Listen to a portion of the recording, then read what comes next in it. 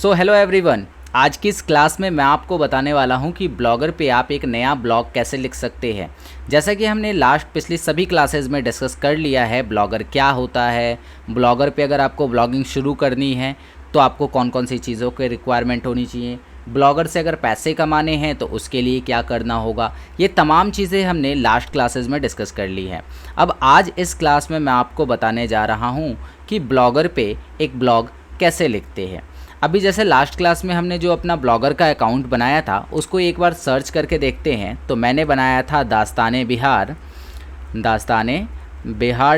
.blogspot.com, right. तो this is your domain name. ये जो है हमारा डोमेन नेम है। जस्ट इसको जब हम सर्च करते हैं तो हमारे सामने कुछ इस प्रकार का इंटरफेस आता है और यहाँ पे लिखा है देयर इज़ नथिंग हियर, मतलब यहाँ पर कुछ भी अवेलेबल नहीं है। तो हमें क्या करना है, अपना ब्लॉगर अकाउंट चालू करना है एंड उस पे ब्लॉग्स बनाने हैं। पहले मैं इसे बंद कर देता हूँ। एक नया हमने टैब ओपन कर लिया है। आपको सेम उसी ईमेल आईडी से लॉगिन होना है। ये 9 डॉट्स पे जाएंगे और नीचे आपको मिलेगा ब्लॉगर। इस ब्लॉगर वाले सेक्शन में आपको जाना है। जैसे ही ये ऑन होगा तो आपके सामने आपका जो ब्लॉगर का डैशबोर्ड है वो सामने आ जाएगा। यहाँ पे मैंने इन सब चीज़ों के बारे में बता दिया था आपको लास्ट क्लासेस में।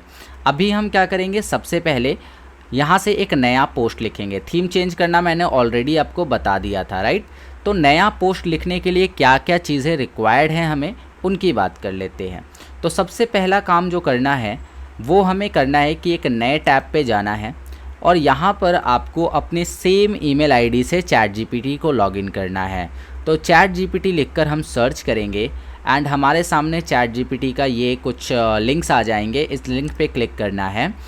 इस पे जाने के बाद ट्राई ChatGPT पे क्लिक करेंगे एंड हम ChatGPT के डैशबोर्ड पे आ गए हैं, जहाँ पर हमें लॉगिन करना होता है अपनी ChatGPT को अपने जीमेल के साथ। सो हमने यहाँ पे लॉगिन पे क्लिक किया। अगर आप फर्स्ट टाइम है तो साइन अप फॉर फ्री कर सकते हैं।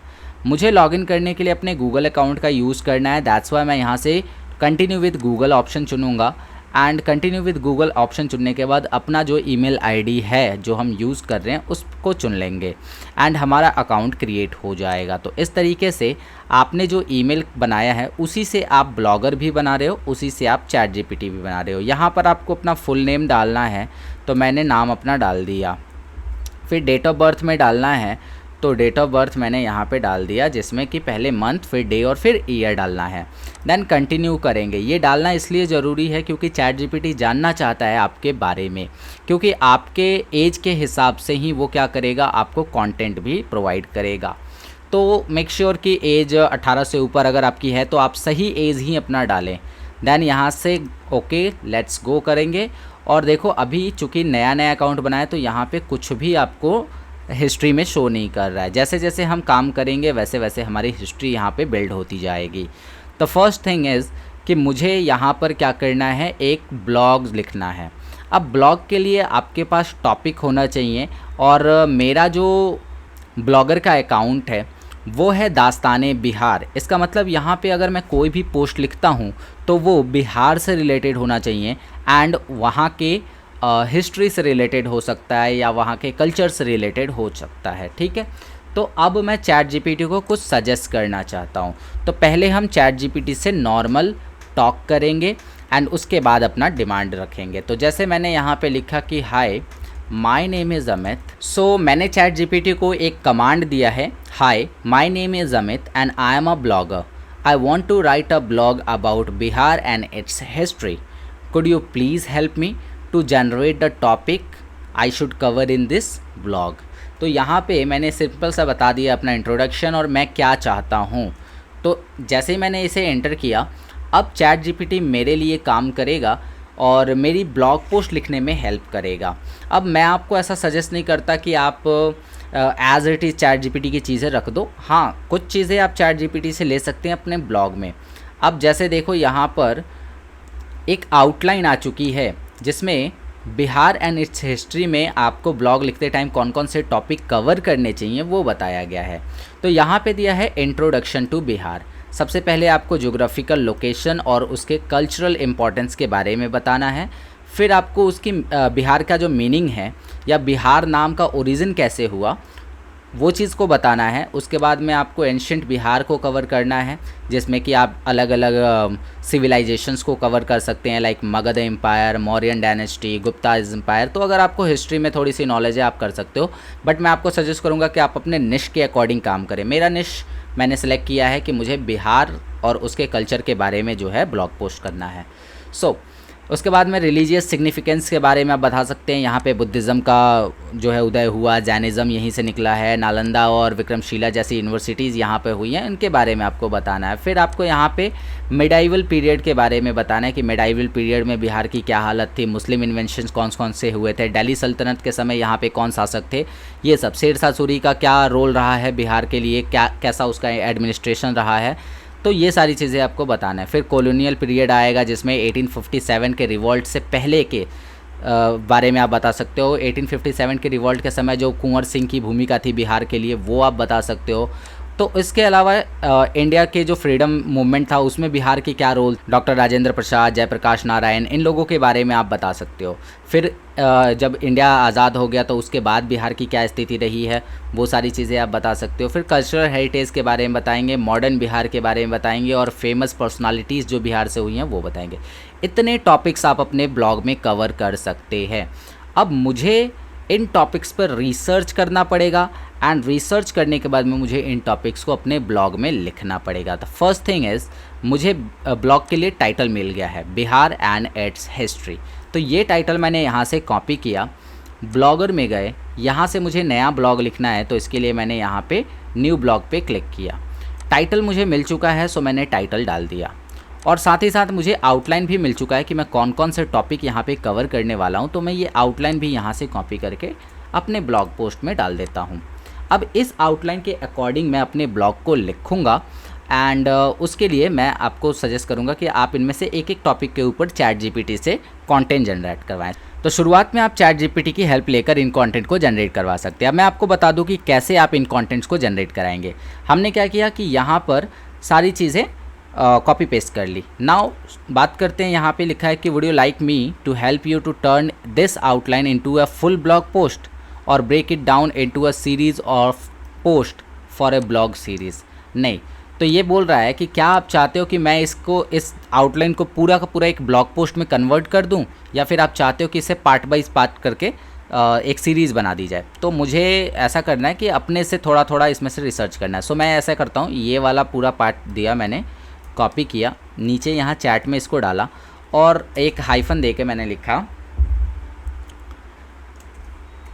Right it in about 500 words. अच्छा, आप देख सकते हो कि आपको कितना वर्ड कौन से टॉपिक में रखना है। जैसे इंट्रोडक्शन में 500 वर्ड्स बहुत ज़्यादा हो जाएंगे, सो 300 वर्ड्स की मैं यहाँ पे बात कर रहा हूँ, ठीक है। तो मैंने लिखा कि इसे 300 वर्ड्स में बनाऊँ, और मैंने यहाँ आगे बढ़ा दिया। अब देखो ये 300 वर्ड में क्या करेगा कि बिहार की जो इंट्रोडक्शन है उसके बारे में लिखेगा। तो जो टॉपिक हमने इसको प्रोवाइड किया है उसके बारे में ये लिख रहा है। इंट्रोडक्शन टू बिहार वाले पार्ट में इसने लिख दिया है। इस चीज़ को आपको क्या करना है, यहाँ से जस्ट कॉपी करना है, सेलेक्ट करना है, कंट्रोल-C से कॉपी करना है, अपने ब्लॉग पोस्ट में आना है, और ये जो 2 पॉइंट्स है ना, इनको पहले डिलीट कर दीजिए, क्योंकि इनकी नीड नहीं है हमें। ये जो 2 पॉइंट्स हैं इनकी नीड नहीं है। नाउ यहाँ पे मैंने इंटर दबाया और जस्ट बोल्ड को पहले बंद कर दो, और यहाँ से पेस्ट कर दिया, लेकिन फिर भी क्या हुआ, ये बोल्ड हो गया। तो ऐसा करते हैं, इसको सिलेक्ट करते हैं, सिलेक्ट करके बोल्ड यहाँ से हटा देते हैं, एंड उसके बाद यहाँ पे जाएंगे और जस्टिफाई कर देंगे ताकि ये लेफ़्ट और राइट दोनों साइड बराबर हो जाए। तो इतनी चीज़ें हमने कर ली, ठीक है। अब इसके बाद क्या करेंगे, ये जो लिखा हुआ है ना, इसको नॉर्मल टेक्स्ट की जगह आप बना दीजिए हेडिंग, ठीक है। तो इसकी जगह आपको क्या बनाना है, इसे हेडिंग बना देना है। तो ये हो गया हमारा पहला हेडिंग, और पहले हेडिंग में हमने इंट्रोडक्शन टू बिहार के बारे में लिख दिया। नाउ अब बढ़ेंगे आगे, और ये थोड़ा स्पेस है उसको हटा दीजिए। अब बात करते हैं एंशिएंट बिहार। तो ये वाला जो पूरा का पूरा पोर्शन है ये आपको कॉपी कर लेना है एंड चैट जीपीटी को प्रोवाइड कर देना। आप यहाँ से भी कॉपी करके डाल सकते थे। अब उसके बाद में आप चाहो तो सेम लाइन ऑफ कोड यहाँ पे दोहरा सकते हो कि इसे कितने वर्ड्स में लिखना है। तो अभी हमने 300 वर्ड्स में लिखवाया था, लेकिन अभी यहाँ पर हम क्या जानेंगे, यहाँ पे सिविलाइजेशन के बारे में बात करेंगे। मगध एम्पायर हो गया, मौर्यन डायनेस्टी हो गई, गुप्ताज एम्पायर हो गया, तो 300 वर्ड्स इसके लिए एनफ नहीं होंगे। दैट्स वाई मैं यहाँ पे इसको 500 वर्ड्स का टारगेट दे रहा हूँ। तो 500 वर्ड्स में इसको लिखना है। सेम टू सेम मैंने ये वाला मैसेज कॉपी किया और लिख दिया right it in about 500 words, और यहाँ से आगे बढ़ गए। अब देखो सेकेंड पार्ट में जो है वो एंशिएंट बिहार और उसके सिविलाइजेशंस के बारे में लिख रहा है। तो ये चीज़ों को अभी आपको क्या करना है, सिंपली यहाँ से कॉपी करना है। तो पूरा का पूरा ब्लॉग यहाँ पे सिलेक्ट करने के बाद इसको जस्ट कॉपी कर लेना है, वापस यहाँ आना है और इस बार यहाँ से एक बार एंटर करेंगे और इसको मिटा देंगे, ठीक है, पेस्ट कर देंगे। पेस्ट करने के बाद क्या करेंगे, फिर से एक बार पूरा सिलेक्ट कर लेंगे। देखो सिलेक्ट करने का सिंपल तरीका क्या है, कर्सर जहाँ भी है वहाँ थोड़ा सा सेलेक्ट कर लीजिए और शिफ्ट के साथ यहाँ पे क्लिक करिए। बोल्ड हटा देंगे, यहाँ से ये स्पेस हटा देंगे और लास्ट में ये जो 3 पॉइंट्स हैं इनको भी डिलीट कर देंगे। दैट्स ऑल, ठीक है।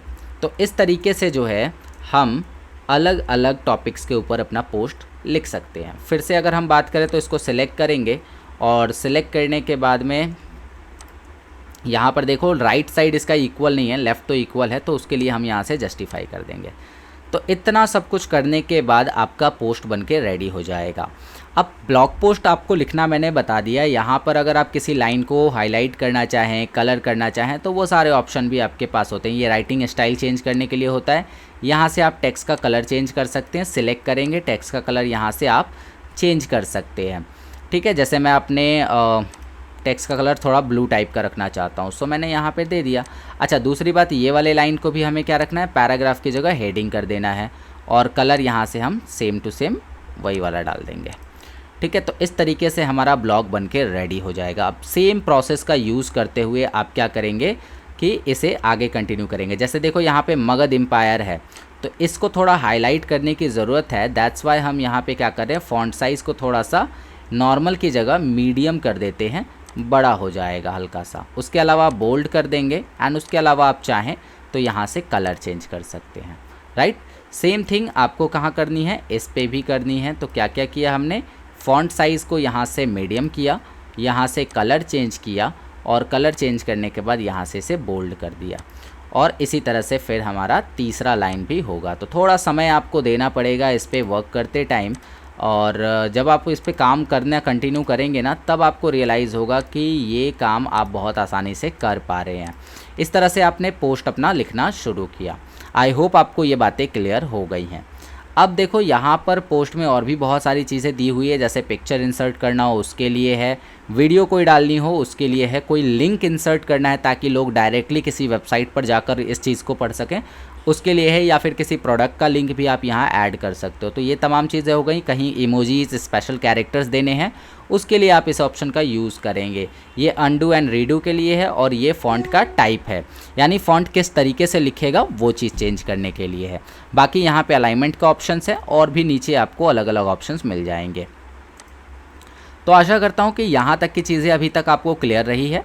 अब थोड़ा सा राइट साइड में ये जो चीज़ें हैं इनको समझ लेते हैं। First thing is label.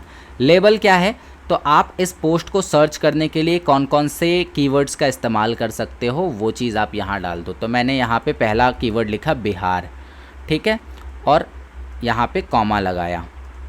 अब देखो यहाँ पे कह रहा है नो मैच सजेशन, तो बिहार से कोई मैचिंग सजेशन है नहीं यहाँ पे। तो आगे बढ़ते हैं। बिहार के बाद में यहाँ पर हमने क्या दे दिया,